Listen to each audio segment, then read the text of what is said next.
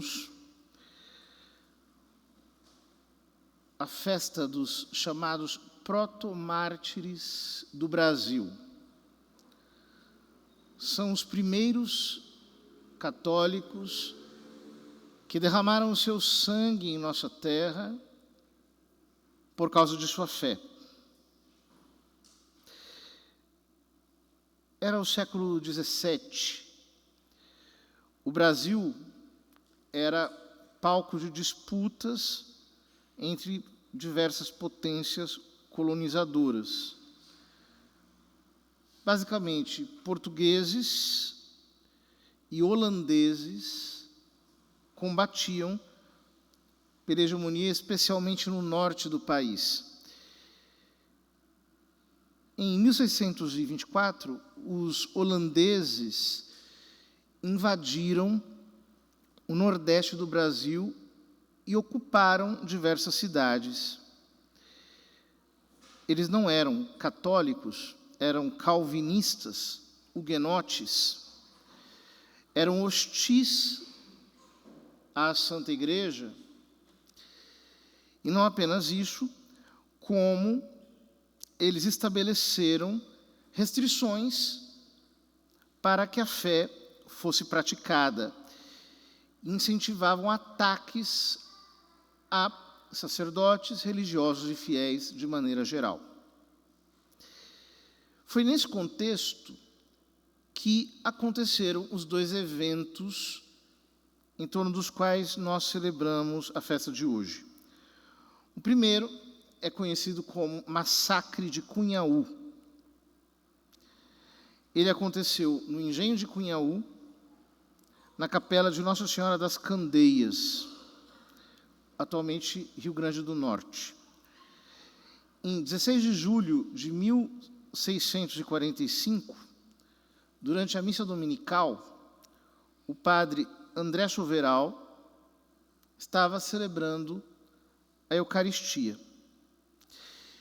Então, os holandeses, com alguns índios, cercaram a capela, trancaram as portas da igreja e mataram primeiro o padre, enquanto ele rezava a missa. O degolaram na frente dos fiéis. O padre animava antes, assim que aconteceu o fechamento deles na igreja, os fiéis a permanecerem firmes na fé, a não abandonarem a fé por motivo algum. Então, eles começaram a decapitar um por um os fiéis. Enquanto eles eram decapitados, os que estavam na igreja, os que permaneciam até que morressem, iam rezando incessantemente o rosário. Ali se mataram, foram massacrados homens, mulheres e crianças. Depois, em Uruaçu, no dia 3 de outubro do mesmo ano, 1645, aconteceu um segundo massacre. Um grupo de colonos, entre eles estava Mateus Moreira, estava reunido numa capela improvisada ali no local para rezar, e, mais uma vez, os holandeses, com os índios que estavam, digamos assim, capitaneados por eles,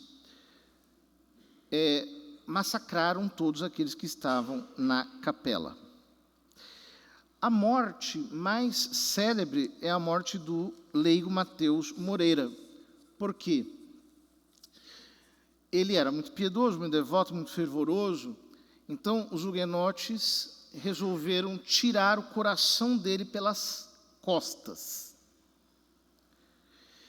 E, enquanto eles retiravam o coração dele pelas costas, num instante antes de morrer, ele gritou: "Louvado seja o Santíssimo Sacramento". E, obviamente, isso tudo causou um grande impacto na população local. Ali foram mortos diversos homens, por exemplo, o leigo João Lostal, Antônio Vilela, Antônio Mendes Pereira e outros fiéis. Ao total, mais ou menos 80 pessoas foram mortas por serem católicas e por sua devoção a Nosso Senhor na Santíssima Eucaristia. Alguém pode, ao ouvir esse relato, dizer assim: mas quem é a Igreja Católica para falar de massacres, uma vez que aconteceram os horrores da Inquisição? Pois é, mas a Inquisição, em primeiro lugar, só julgava católicos, não julgava judeus e não julgava nenhum protestante e não julgava nenhum que se declarasse não católico. Em segundo lugar, havia um tribunal e se julgavam os casos. De certo modo, a Inquisição foi o primeiro grande tribunal e o sistema judicial ali criado é o sistema judicial que prevaleceu nos séculos posteriores, até os nossos dias. E, de fato, dava-se à pessoa a oportunidade de se arrepender, a oportunidade de deixar aquilo para trás. Se a pessoa não se arrependesse, se ela não se emendasse, então a igreja entregava para o braço secular, e o braço secular, depois do processo, fazia execução. É triste? É lamentável, certamente. Porém, um massacre de pessoas completamente inocentes, mulheres, crianças, homens, simplesmente por causa da fé na Eucaristia, é um martírio vergonhoso do ponto de vista daqueles que, pela sua crença fanática, resolveram exterminar os fiéis. Pensamos a Nosso Senhor que o sangue desses mártires, que de certo modo consagraram a espiritualidade eucarística no Brasil, possa nos fazer, queridos irmãos, amar com todo o nosso coração a Santíssima Eucaristia, a nos agarrarmos à nossa fé, para que assim as próximas gerações possam, de alguma maneira, receber esse benefício. Sangue dos mártires, sementes de cristãos. Pela obra da Divina Providência, a Igreja se espalhou por todo o nosso país.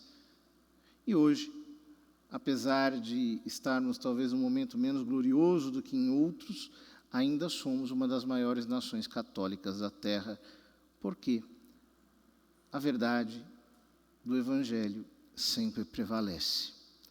Que Nosso Senhor nos ajude e que nós sejamos movidos por um verdadeiro espírito de fé e devoção, para a glória de Deus, para a honra de Jesus sacramentado.